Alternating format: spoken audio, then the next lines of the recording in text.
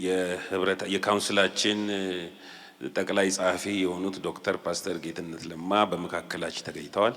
እሳቸው ደግሞ የሚሉትን እንሰማለን። በጭብጨባ ተቀበሉልኝ።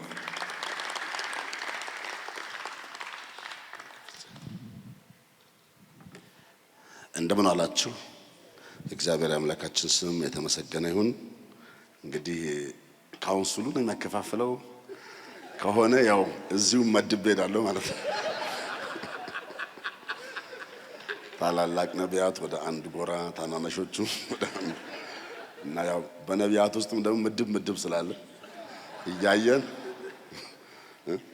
አሁናዊ መልእክት የሚያመጡትን ወደፊት የሚሆነውን እያየን እንመድባለን። ዞሮ ዞሮ ለስራ አስፈጻሚ ስለሚቀርብ እዛው ላይ የስራ አስፈጻሚ አባላት ክብር ለጌታ ይሁን። አንድ ክፍል ሰሞኑን የእግዚአብሔርን ቃል እያጠናን ነበርና የበዚህ ዘመን ያለችውን የአዲስ ኪዳን ቤተክርስቲያን ደግሞ አሁን ያለን አገልጋዮችን ሳስብ የእግዚአብሔር ፈቃድ ምንድነው?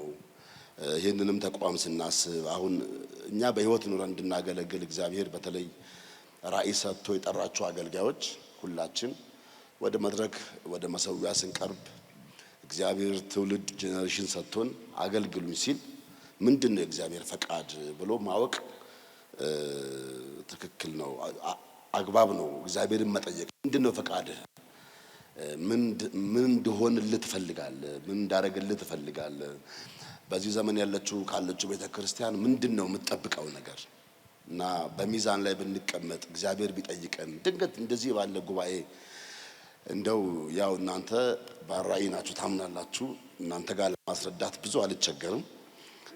ጌታ ኢየሱስ እንደ ጎራ ብሎ ፈቃድን እየፈጸማችሁ ነው ወይ ቢለን አዎ በትክክል ብለን ያንዳንዳችን ብንጠየቅ እኔ ለምሳሌ ፈቃድን ፈጽሜያለሁ፣ ፈቃድህን ይሄ ነው አይደል ብለን ልንናገር የምንችለው በጣም የማናፍርበት ተመዝነን የማንወድቅበት በጌታ ፊት ሹ የሚያሰኝ ነገር እየሰራን ነው ወይ እያገለገልን ነው ወይ ቤተክርስቲያን እዛ ላይ ነው ወይ የምታተኩረው የሚለው ነገር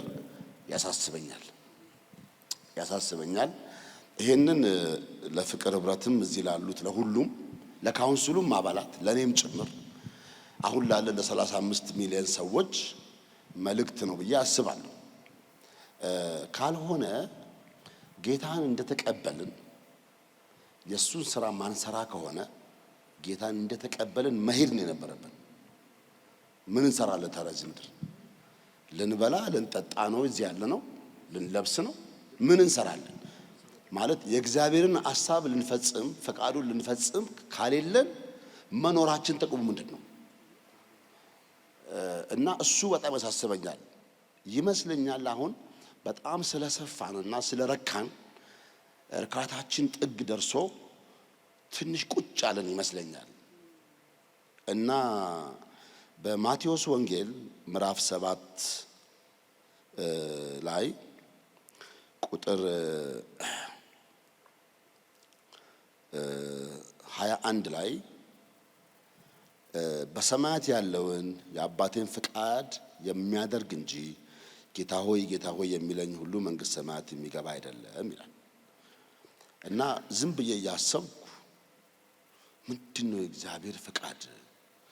እኔ እንደው ምንድን እንዳደርግ ነው ጌታ የሚፈልገኝ? እቺን 5 ዓመት ኮንትራት ስንጨርስ ጠቅላይ ጸሐፊ ነበርኩ ብዬ ንግግር አድርጌያለሁ፣ እንደዚህ እጃለሁ፣ እዚህ ብዙ መድረክ ቆሜያለሁ፣ ሰብኬያለሁ ብለው ሚዛኑን ይደፋ ይሁን እሱ ነገር የሚለው በጣም ነው እኔ የሚያሳስበኝ። እናንተን እያሳሰበ ከሆነ አላቅም እንደኔ ግን በጣም ያሳስበኛል።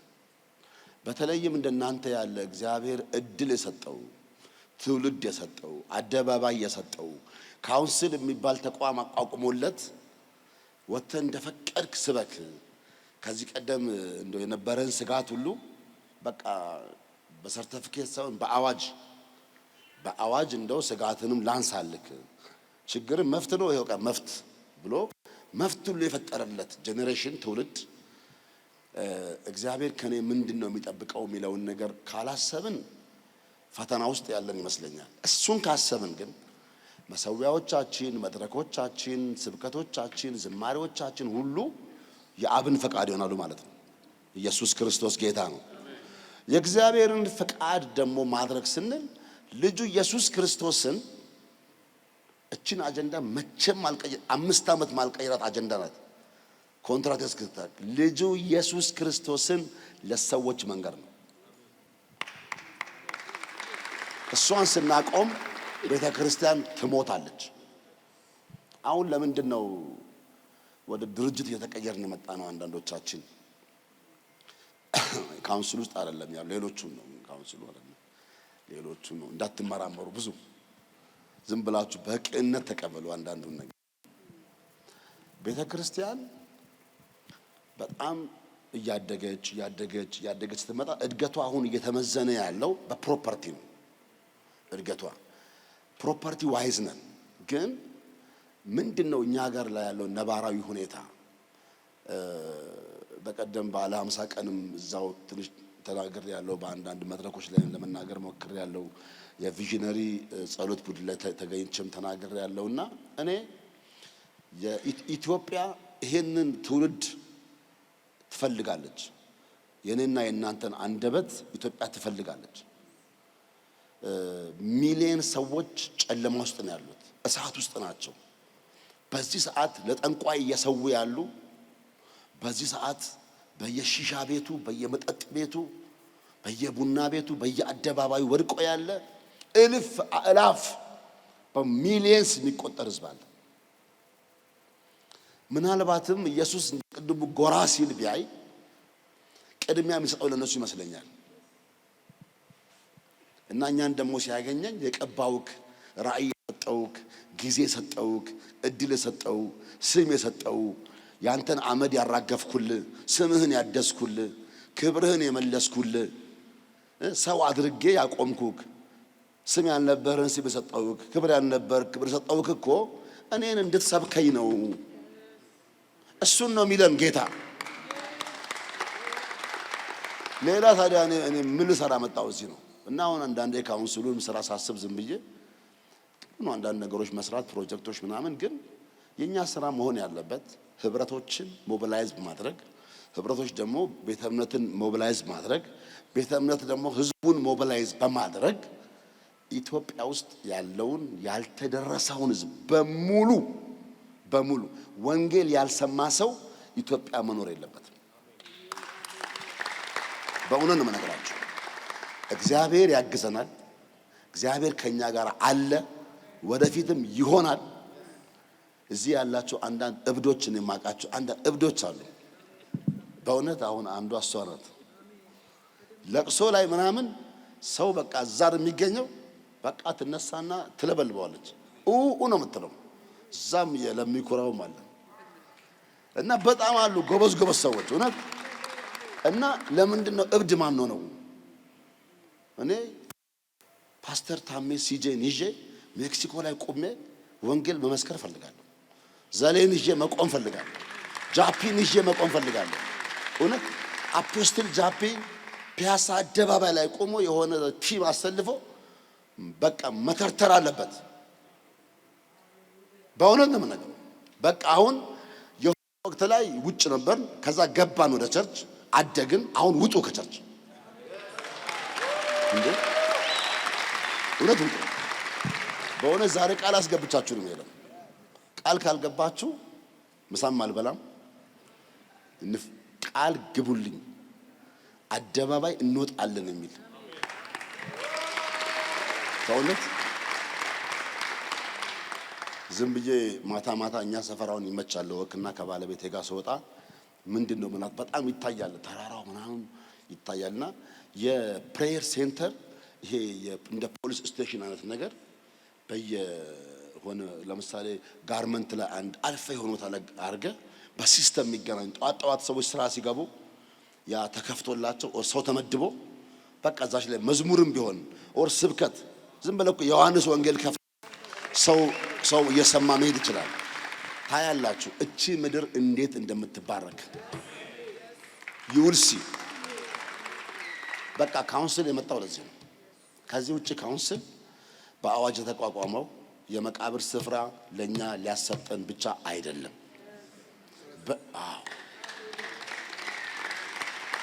እና አንዳንድ ሰዎች ወዳጆች ሲደውሉልኝ መቃብር ስፍራ አጣን ካውንስሉ የመጣው ለዚህ አይደል? አዎ ነው፣ ግን እሱ ከሞትን በኋላ ነው።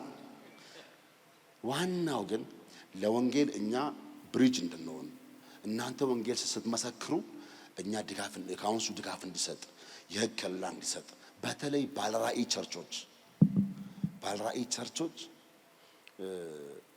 ምንም እንኳን በቃ ክራይ አይል በነገራችን ላይ ይሄ ምስክርነት ላይ የሚሰሩ ሰዎች ምንም እንኳን ቸርቹ እንኳን ውስጥ ላይ ክራይ የምትከፍለው ብታጣ አንድ ማይክና በዚህ በጀርባ የሚጫን እንትን ጭነህ መውጣት ነው እውነት። በነገራችን ላይ እንደዛ አይነት ሰላምም ያለው አገልግሎት የለም። ቤተ ክርስቲያን ካውንስሉ የውስጡ ሰላም የሚጠበቀው እችን አጀንዳ ከፈጸመ ነው። እችን አጀንዳ ካልፈጸምን ልንገራችሁ ምን እንደምንሆን መመሪያ ስናወጣ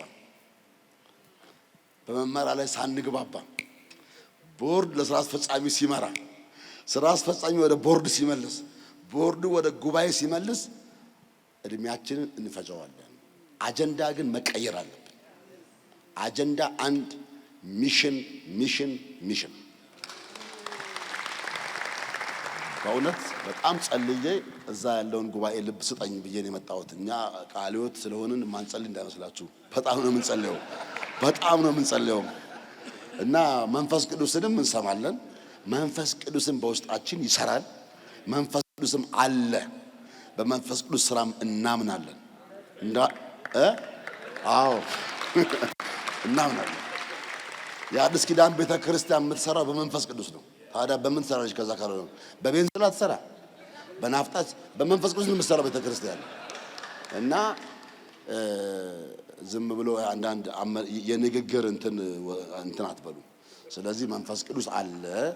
ስለዚህ በጣም ጸልዬ የመጣሁት እግዚአብሔር ሆይ እዚህ ያሉት ወገኖች እነዚህ ባለራዕዮች ሴቶች፣ ወንዶች እግዚአብሔር ያስነሳቸው ጌታ ስም የሰጣቸው ጊዜ የሰጣቸው ወግ ያሳያቸው ወንድሞቼ በቃ ከዚህ በኋላ አጀንዳዎቻቸው እንዲቀይሩ በእውነት አሁን እንኳን በየቸርቻችሁ ያለ ትላልቅ ፕሮጀክት ካለ ግማሹ በጀት ለሚሽን አዙሩት።